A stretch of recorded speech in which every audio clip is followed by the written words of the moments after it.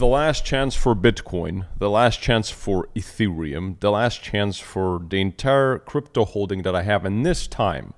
I'm not talking about just my futures trades that I have over in Bybit or anywhere else. I'm talking about all of it. Spot, all of my Bitcoin, all of my Ethereum, all of my XRP, all of my Solana, Shmalana, everything, and my futures trades.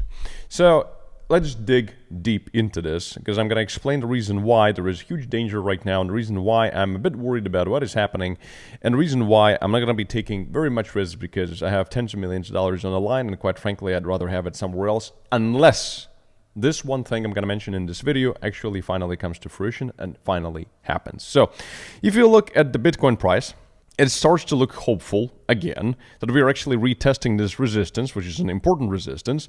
And we did so because of the FOMC meeting and the decision on the interest rates and the Powell's press conference, which we're going to discuss in just a second, which honestly is what I've mentioned in my previous video. If you haven't seen it, please check it out, and always watch every single one of my videos from the beginning and until the end if you want to get any context. Otherwise, you're going to be one of those dummies writing stupid comments. People just read the title. Nothing else. So not to be one of those monkeys, please be very attentive to what is being said and always watch everything in a constructive way. So everything is looking okay just because of what Powell said. We're going to get to it in just a second. However, if you look at, for example, Ethereum, then we are kind of hitting this resistance here, which has been our support previously. Doesn't look very great. Solana also looks relatively weak. If you look at Bitcoin dominance, it keeps plowing, it keeps going higher. Even though that we look at the dollar index, it kind of is losing strength because Trump is in office and he's going to bring it down. So everything looks so fantastic for crypto, but for some reason we're not saying what we're supposed to and what we've been waiting for so long and what historically in the cycles has been happening. Despite the fact that, for example, Trump is accumulating, his World Liberty Financial is accumulating so much of Ethereum. But let me give you all the recent news for the last literally 24 hours, and then I'm going to tell you exactly what it means that I'm giving the market the last chance. And I'm serious about this. So, because I'm very straightforward, I don't want to be one of those crypto maxis that if I see something wrong with the market, I'm going to always tell you about it. But you have to be always objective and give it a chance when the chance is actually warranted objectively. So, first good news, we have that earnings came out for IBM. It came out good. We had Tesla earnings, which came out, kind of in line with expectations, which was okay.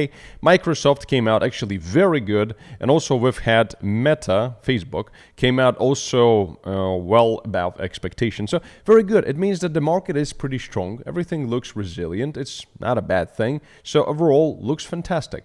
And then if you look at also what is happening right now, before I move to the juiciest part, which is yesterday's FOMC meeting and the press conference, Robinhood has begun rolling out futures trading on its platform, including Bitcoin and Forex, etc. So Bitcoin is also there. So the adoption is, the addition of crypto and so many other things in the United States.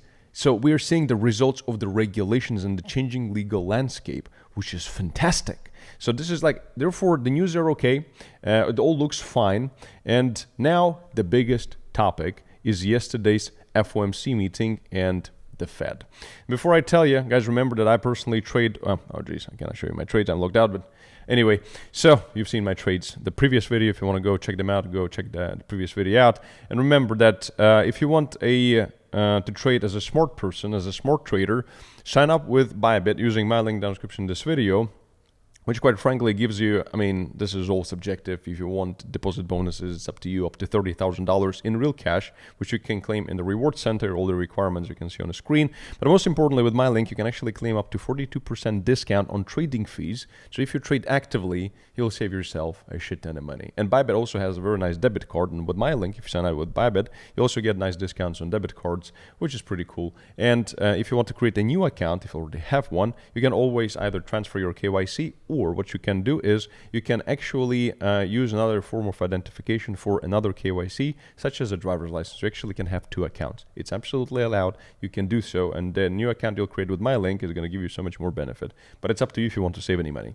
So moving on. Very important part is the FOMC meeting. Yesterday, everybody was really hopeful that maybe, the chances were of them actually reducing the interest rate, that Powell will listen to Donald Trump, were actually pretty low. So therefore, they kept the interest rates at the same level. However, what was more important is what Powell has said. So Powell, again, reaffirmed that they don't need to wait for 2% inflation to cut interest rates. So it kind of created this hopium that they're going to cut interest rates more this year than some people have been anticipating, which is good for the market. And especially with the pressure from Donald Trump, probably it will happen. But this is not the only positive thing, because it's kind of similar to what he said at the previous FOMC meeting. What is interesting is this. During the questions, in the questions and answers section of the press conference, Powell came out and said that banks can serve crypto clients as long as they can manage the risk. And this is what so previously, they were very careful about crypto. And now Powell comes out, the Federal Reserve, that doesn't really answer to anyone. Like, for example, Donald Trump, from what I understand, cannot just remove him like any justice out there or any, head of a department, senator, or whatever. So it's actually, they're kind of autonomous in a way. And they're coming out and saying, you know what, crypto is great. Banks are allowed. And remember what we spoke about before, that Bank of America, they come out and said, we would love to serve clients in terms of crypto, as long as there is legal, landscape and that it's actually allowed and blah, blah, blah. So Powell, Federal Reserve, just came out and said that they can do so. This is hugely bullish. This is incredible. This is amazing. But now, getting to the point of this video and why I'm saying the last chance. Because with all of this incredibleness and greatness, where is the pump?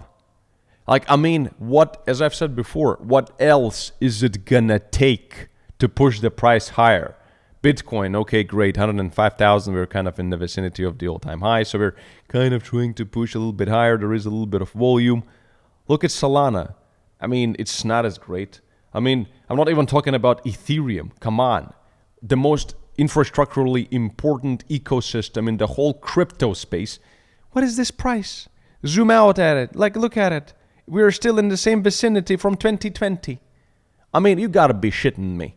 We're almost like in the... Well, okay, that would be going too far ahead, but this isn't where we're supposed to be. We're supposed to be already coming up on our targets of 8, 9, 10,000, 12,000. Where is all of this? So in my personal humble opinion, guys, again, this might sound... You can hit me all you want. I'm just telling you what is objective. Maybe, just maybe, there is a reason why this is. Maybe they will try to suppress the price more. Maybe they will try to drop the price lower.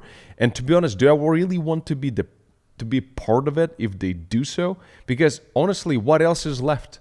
Maybe quantitative easing? Yeah, but they are not going to do quantitative easing unless there is a reason, such as, for example, a massive drop in S&P 500 for us to go down to, 4,000, or some cataclysm, that usually happens every 10 years, something that we've had here, something that during the pandemic, something like this. Some quantitative easing usually comes as a response to some emergency.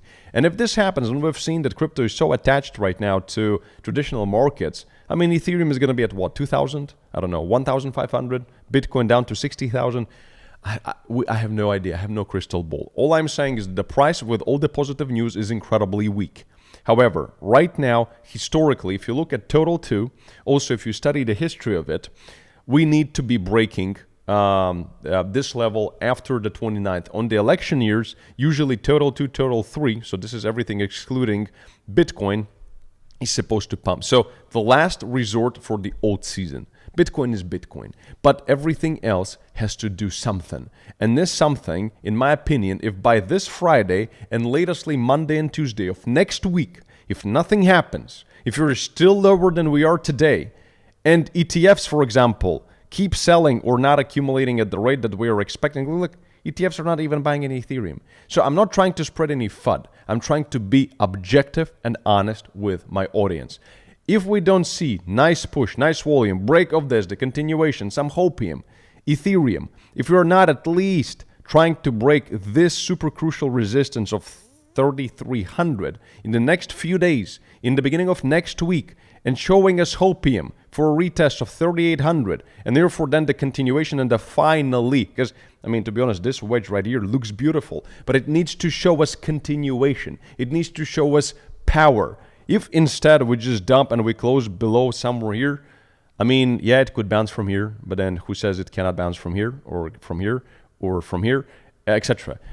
I'd rather invest in my business, honestly, because I make a shit ton of money from so many other things, and I'd rather invest in my business and scale myself and my personal brand or whatever than be sitting here like a sitting duck hoping I'm not going to get fucked. So that's about it. Check out this quick tutorial popping up on your screen. Remember about the bonuses you can claim down in the description of this video and Bybit. And as always, stay smart, stay objective, and therefore stay rich. See you next video.